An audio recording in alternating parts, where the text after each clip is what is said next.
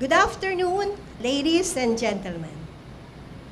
Welcome to the Centennial Lecture Series, UP View from the Outside. This afternoon's lecture is entitled Building Internationally Competitive Institutions and Overcoming Poverty. Can these two paths converge? We would like to repeat that all lectures will be beamed live to the following UP campuses: UP Diliman, UP Los Baños, UP Visayas in Miagao, Cebu and Tacloban, UP Mindanao, UP Baguio, and the UP Open University. And these will be webcast through the internet for wider coverage. Audience from all over the world may also send in their questions via Skype. Before we start the program, let me please reiterate our request to our audience here in UP Manila to please turn off their cell phones, because even the buzzing sounds from the phones on silent modes will interfere with our sound system. Ladies and gentlemen, please rise for the national anthem. Bayang magiliw, pero sa silanganan, alam ng puso, sa titik mo'y buhay. Lupang hinirang, duyan ka ng mag-ibig, sa manlulupig, kita pasisigil, sa dagat at bundok, sa simoy at sa langit mong baba, ay nilang ang tula at awit sa paglayang minamahal. Ang kisap ng watawat mo'y tagumpay na nagtitigil, ang bituin at araw niya kailan pa may magdidilim. Lupa ng araw ng walo, aming konsepta, ay langit sa likod. Aming ligaya na pag may mamapit, mamamatay ng dahil sa'yo.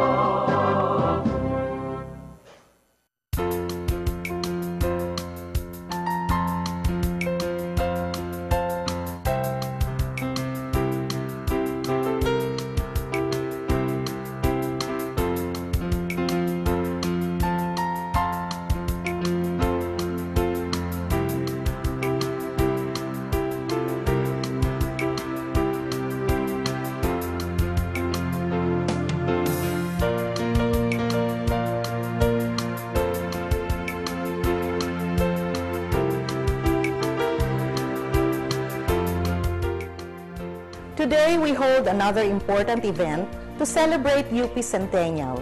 I think most of you are aware that we have lined up a series of events to mark this important milestone in the life of UP. We are organizing celebration activities, fundraising activities, and other activities to promote or project UP to the outside world. But the centerpiece of UP Centennial celebration is actually the UP Centennial Lecture Series. After all, UP is an academic institution, and because it is, a good part of commemorating its birthday is to get scholars, experts, and distinguished individuals to share with us their thoughts on UP or their views on burning issues of the day. 4 categories make up the lecture series. One set of lectures will be delivered by insiders. They will present to us their views on UP, its successes and achievements, its faults and shortcomings. From them, we will get the view from inside. Another set will be delivered by those who are not part of our community, but who we believe take an interest in our university. They will share with us their insights on our vision, our mission, as they are perceived by the larger community. From them, we will get the view from outside. The third set of lectures will be by experts, both from UP and from other institutions, who will talk about national and global issues such as global warming, poverty alleviation, indigenous peoples, state of Philippine education, status of women, peace and conflict resolution, etc.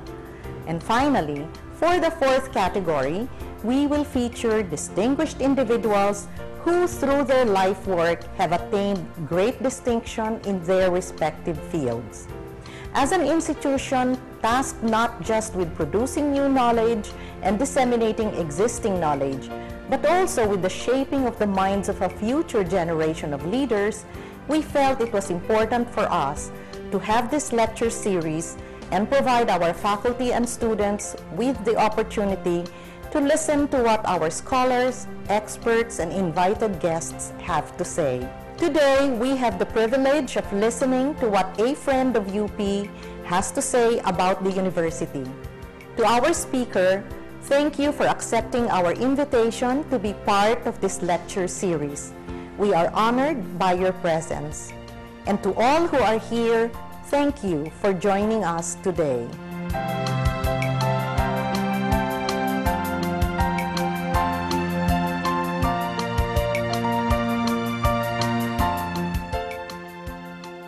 Our centennial lecturers have always been introduced by people who knew them personally. This afternoon is no exception. To introduce our lecturer, please welcome the Chancellor of UP Diliman, Dr. Sergio S. Cao.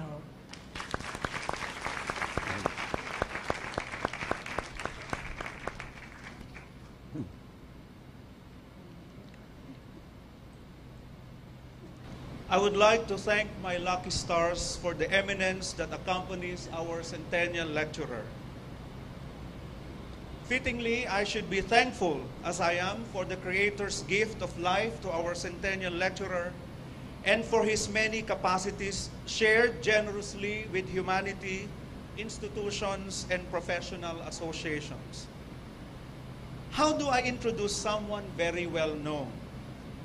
Hard as I try with might and main, I am incapable of plumbing on limited time the breadth and depth of the personage I am introducing. I can only draw from our centennial lecturer's CV selectively, briefly. Our centennial lecturer rose from the ranks to the topmost positions in the two institutions most served by him.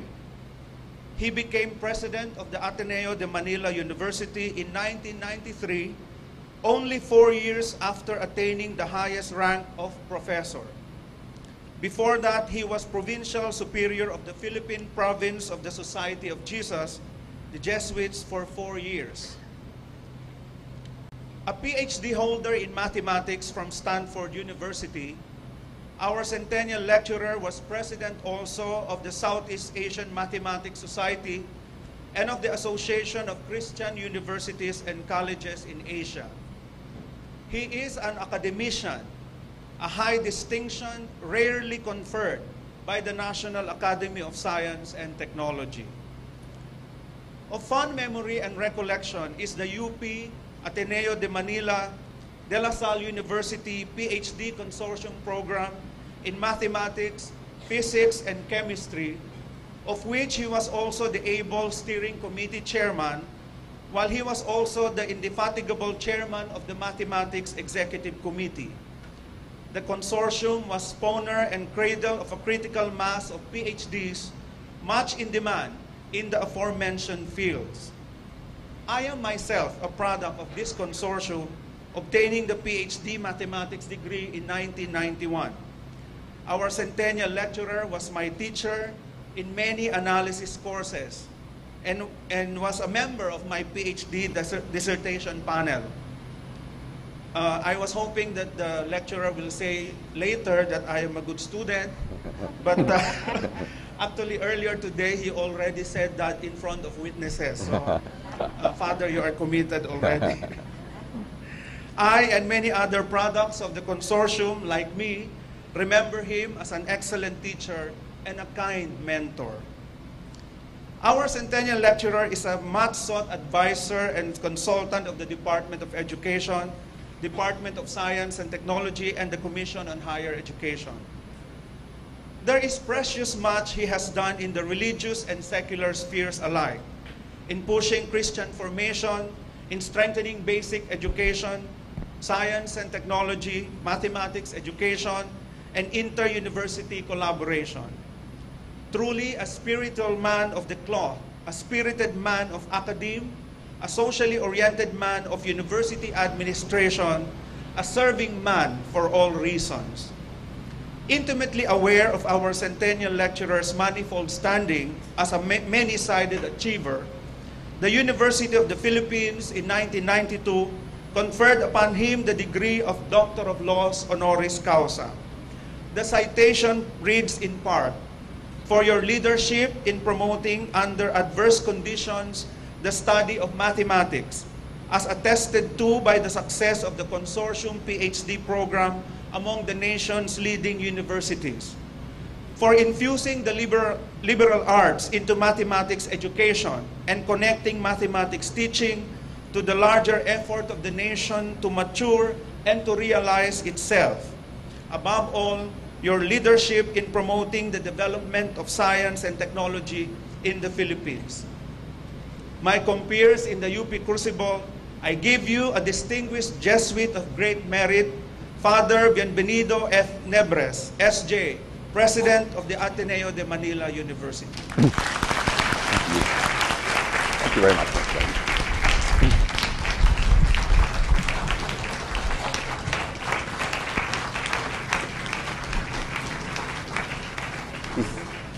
Thank you very much, Dr. Jerry Cowan. And I'm most happy to repeat that he was a very good student. Very proud of you. Regents Nelia Gonzalez and former Regent Oscar Alfonso, Dr. Emerlinda Roman, President of the University of the Philippines, Dr. Jerry Cao, Chancellor of UP Diliman, Dr. Grace Javier Alfonso, Chancellor of UP Open University, Chancellors of the other UP autonomous campuses, administrators, faculty, staff, and students of the University of the Philippines, also in the other campuses participating in this lecture series, colleagues, friends. Let me begin by thanking you for this privilege of sharing my thoughts on the UP Centennial. Congratulations, my warmest congratulations to the University of the Philippines as you celebrate your centennial, truly a landmark. Congratulations too on the new UP Charter and the designation of the University of the Philippines as the national university.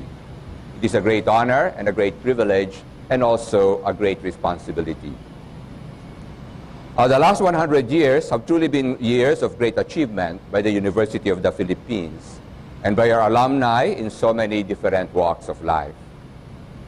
I did have a conversation with Dr. Emer Roman a few weeks ago on this centennial lecture to get some idea of what the focus should be. She mentioned that the science and engineering students at the UP today are about 50%, I hope I got it right, of the student body, which is really a marvelous ratio. We are a very S&T challenged country, and I think that's really a marvelous ratio.